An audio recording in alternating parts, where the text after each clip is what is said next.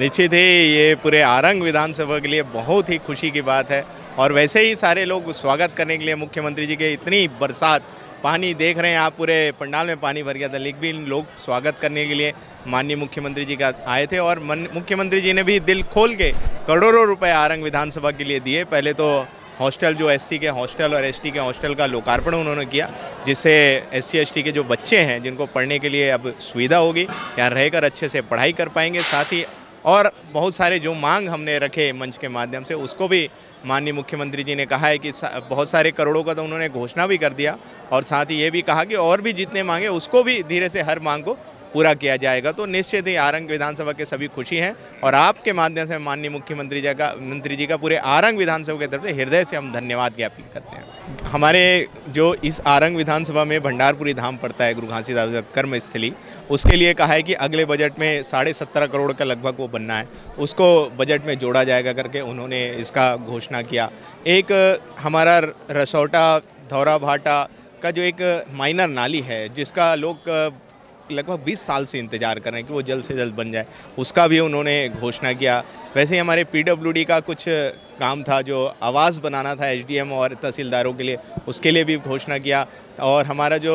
Rest house है circuit house, उसके विस्तार के लिए भी उन्होंने घोषणा किया और जितनी हमारी जो सारी मांगे थी उसके लिए भी उन्होंने अनुशंसा कर दी है। साथ ही हमारा जो नया रायपुर में जो अभी नवीन कॉलेज है, महाविद्यालय है, जिसमें बताया गया कि शुल्क जो लग रहा है उसके लिए भी उन्होंने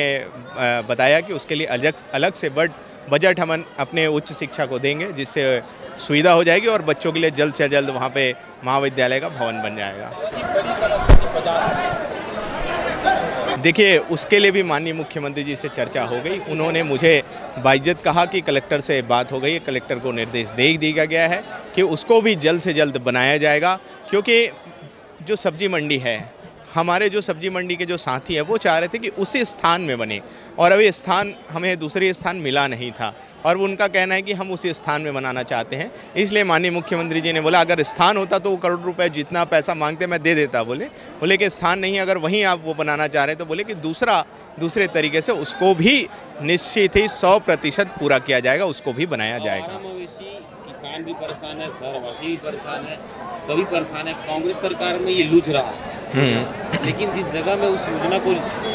वहाँ धरातल में उतारना था वो चौक हो गया है। अब अभ्यारण्य की घोषणा की जा रही सरकार। निश्चित ही देखिए, अभी अनुपूरक जब बजट पारित हुआ विधानसभा में, मानसून सत्र चला, तो उसमें गौ अभ्यारण्य के लिए लगभग 5 करोड़ का प्रावधान अभी किया गया है, जिसमें गौ अभ्यारण्य बनाया जाएगा। और जैसे कि आपको माननीय मुख्यमंत्री जी ने बताया कि जो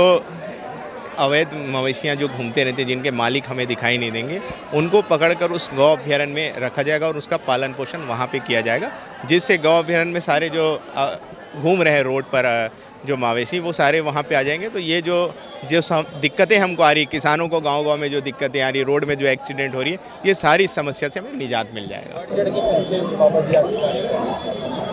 निश्चित ही मैं तो हृदय से बहुत बहुत आभार और धन्यवाद ज्ञापित करूंगा आरंग विधानसभा की जनता और पूरे रायपुर डिस्ट्रिक्ट से और अन्य जगह से लोग आए हुए थे। इतनी बहुत तेज़ बारिश, रात्रि 4 बजे से आज तक बारिश हो रही है और इस बारिश में लोग छत्ता लेकर, कोई भीगते हुए, इस तरीके से जो लोग पहुंचे, मैं उसके लिए हृदय से मैं उनका धन्यवाद ज्ञापित कर रहा हूं। और हम सब लोग ने मिलकर मुख्यमंत्री का जिस तरीके से स्वागत किया, उन्होंने भी हृदय से हम सबका अभिनंदन किया और करोड़ों का विकास कार्य यहाँ आरंग विधानसभा का उन्होंने दिया।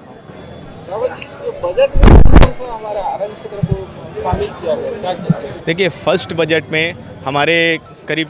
3 ऐसे स्कूल थे जिसको उन्नयन करने के लिए भवन का 1 करोड़ 21 लाख, 1 करोड़ 21 लाख, 1 करोड़ 21 लाख 3 जगह मिला। ऐसे ही 2 ऐसे स्कूल थे मुख्य बजट में जिसमें जो मिडिल से हाई किया गया था, तो उसके लिए 71 लाख ऐसे ही हमको बजट में मिले थे। और अभी मैंने मंच से भी संबोधन में पढ़ा कि जो हमारा जल संसाधन विभाग के माध्यम से लगभग 17 करोड़ रुपए हमारे आरंग विधानसभा के लिए घोषणा में जारी किया गया है, जिसको मैंने पढ़ा, वो भी पारित हो गया। और इससे पहले आपको मालूम है कि राजा मुरध्वज महोत्सव हम सब मिल के आरंग वाले मनाए थे।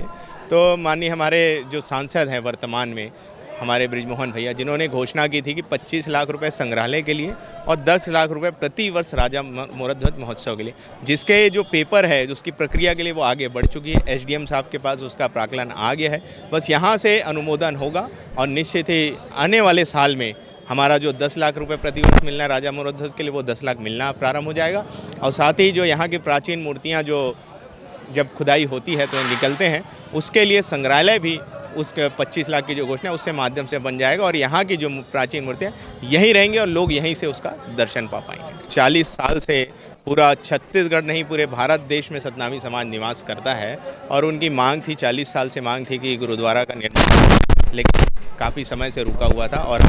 माननीय राम विचार नेतम जी ने मन से घोषणा किया कि उसको बजट में जोड़ा जाए और सतनामी समाज की आस्था को ध्यान में रखते हुए मोती महल को बनाया जाएगा।